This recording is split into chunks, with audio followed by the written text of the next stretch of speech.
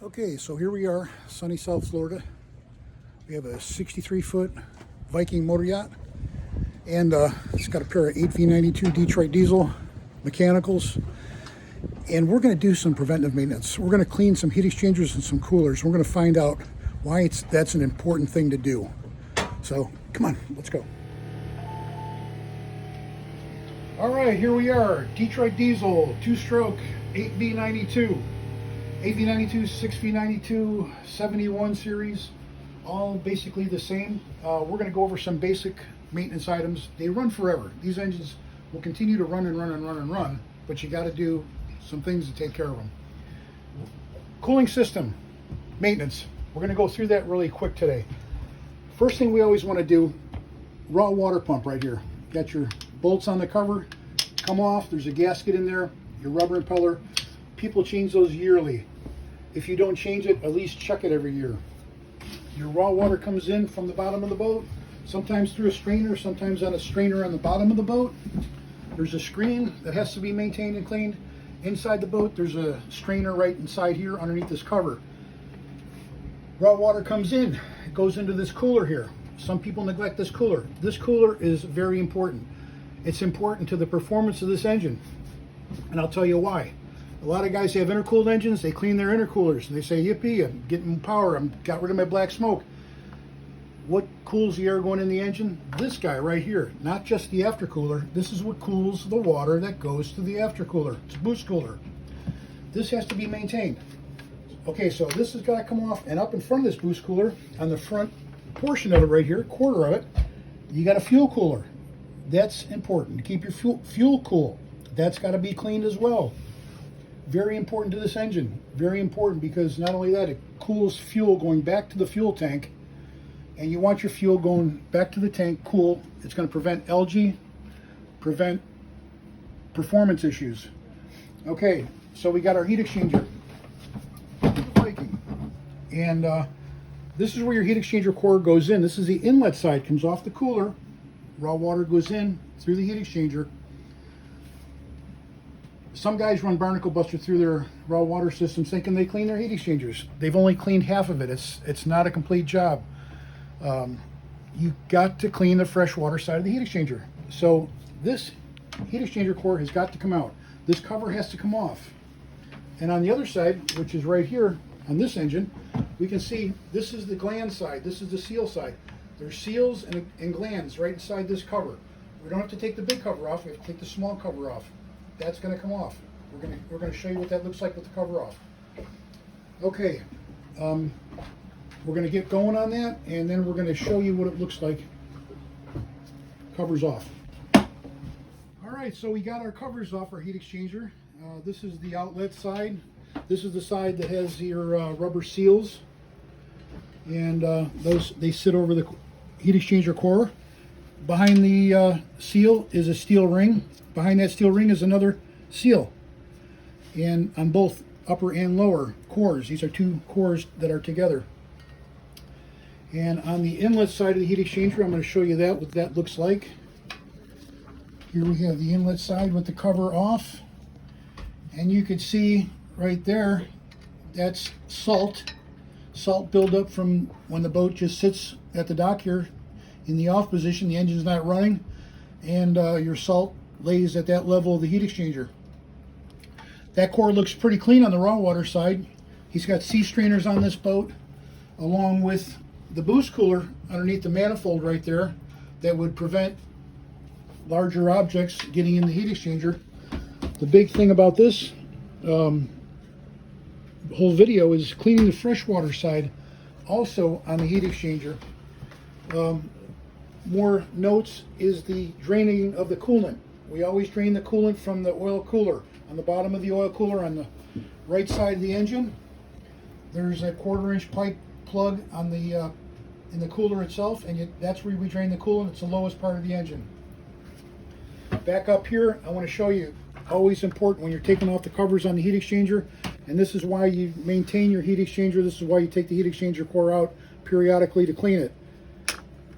These are steel bolts in a cast iron tank. And what happens is that gasket eventually starts weeping on the heat exchanger cover, and it gets into these bolt holes it starts these bolts from rusting these bolts, and these bolts will break off inside that heat exchanger, and then you got to fight getting these bolts out of that heat exchanger tank. So always put back stainless steel bolts. It was mixed up on this engine. He had some steel bolts, some stainless steel. So we're going to change them all. We're going to make stainless steel bolts on all those bolts. Jim, the way he started this job, and the way he started getting this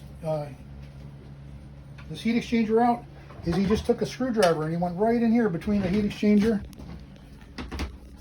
Took a screwdriver, he went right in between the heat exchanger core, just like this, gently. You don't want to go too rough, and you just start working a screwdriver right in there between this core, and you just start wiggling this thing loose. Let me show you. Okay, so we got our heat exchanger core loose, and it's just a matter of getting that screwdriver in behind the core and eventually just slowly, gently working that core and just till it starts coming out, and then it's loose before you know it. There it is. So now we're gonna have the owner come over and pull the core out, and we'll take a look and see what it looks like on the freshwater side. Okay, so as you see, as we pull the core out, we got a couple things going on. Number one, it's dirty on the freshwater side. You see that? It's, dirty, slimy on this side. But here's another thing that's very important. This is why we want to do our heat exchangers. Here's your deflector. This is supposed to catch fresh water underneath this lip and keep it from passing the core. It keeps coolant going through the core.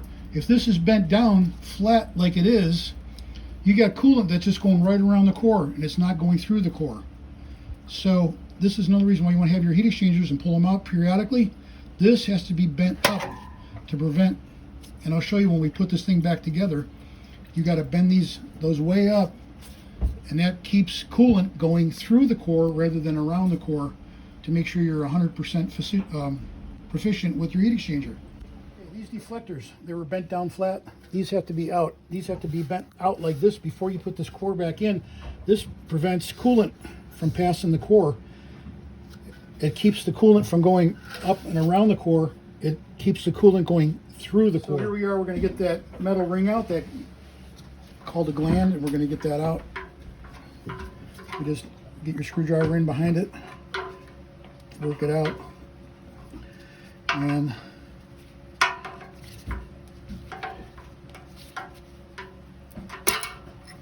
there's your metal ring.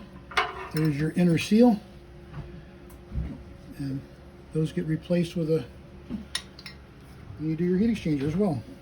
You make sure this is clear and clean. You see you got a little drain hole here, let you know if it's leaking or not. If you have a leak, you got a little drain right there, a little tattletale on both upper and lower.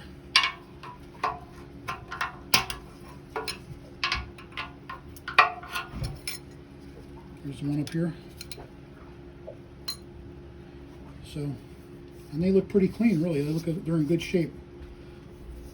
So our material here is really in good shape. Our heat exchanger tank itself is in decent shape. It's just a little dirty on the inside. We'll clean up the gasket surfaces really good and make sure we don't have any deterioration on the metal.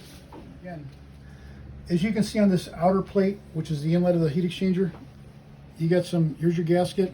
This is a 2-gasket heat exchanger. You got a gasket on the back side of the heat exchanger, and you have a gasket on the front side of the heat exchanger, which is between the heat exchanger and the outside cover. Somebody who beforehand used silicone, RTV silicone on the gasket, which is okay, I guess. It's not my preferred choice. And when we get to that bridge, I'm going to show you, because and we have leaks. We've got some leaks where we have salt water leaping in through the gasket into the bolt holes, and we can see that there's evidence of that. So I'm going to show you some material to use that I can promise you really holds a lot better than silicone. Let me just show you this place has been here since 1977. This is Mark, this is Drew. these are the tanks he's got for services, coolers, and heat exchangers. He does all kinds of engines here. This is a hot tank. He also has ultrasonic tanks. There's the heat exchanger core we brought in, and you can see right now it looks a whole lot different than when we brought it in. And there's his cooler. Okay, we've got our clean cooler here, and you can see, if you look inside that cooler, you see how that tube, we had a leaky tube, and it's been repaired. So they plug off the tube that's leaking. And the important thing here is it would never have been found just by running acid through it. This is something that has to really come off, cleaned and pressure tested. Boost cooler on the one end, and of course you got your fuel cooler on this end. Fuel cooler in this cooler was leaking as well. So not only did we have salt water getting in the freshwater side, but we also had fuel going out through the exhaust. So it's beneficial to do it. We're going to run a 5/16 18 bottoming tap into all the bolt holes to clean all that rust out of there and get a nice, good, cut, clean bolt hole for our heat exchanger. Tank's nice and clean, ready for that. Okay, as you can see, our boost cooler is back in place. Fuel cooler hooked up, and our heat exchanger tank is clean. Bolt holes have been chased. Surface is all cleaned up. We're ready to put our tank back. And here is the material you want to use on your heat exchanger gaskets. This stuff will seal them up. Stuff works great. It'll make them last. Clean core ready to go back in the tank. As you can see, this here, when we pulled them out, was bent down flat. These have to be bent up. Just pull them and bend them up as high as you can to get them inside the tank. You'll see as I bring it over to the other side. And this has the same thing on the other end. Look, see the difference? There's one that's bent out. And this one is still flat. I'm just going to get your finger underneath there.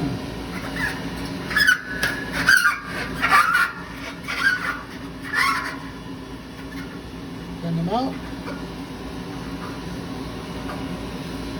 And this prevents coolant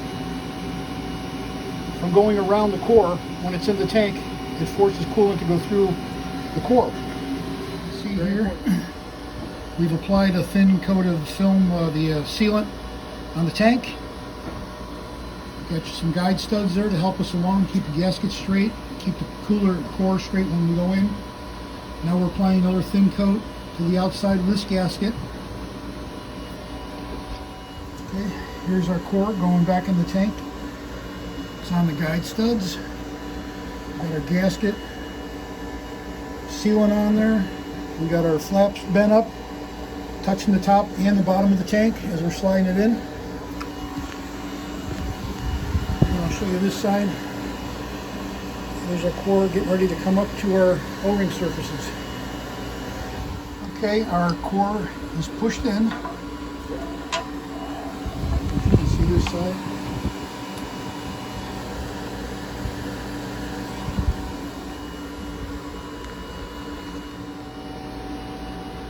Sealants on the gasket, ready for the cover, is on the inlet side.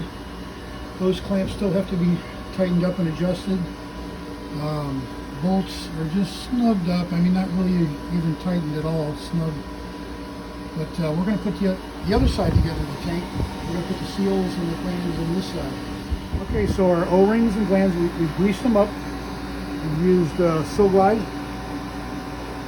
And this is the way they're going to go. You're going to put an O-ring, you're going to put a steel ring, and then you're going to put another O-ring, top and bottom. Okay, that's good.